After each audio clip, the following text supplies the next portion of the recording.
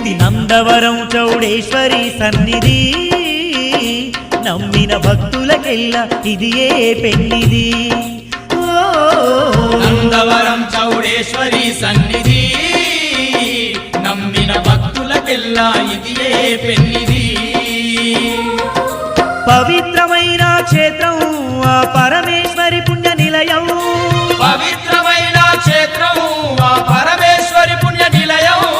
ధరణిలో స్వర్గధామం దర్శించిన జన్మే ధన్యం, ధరణిలో స్వర్గధామం దర్శించిన జన్మే ధన్యం.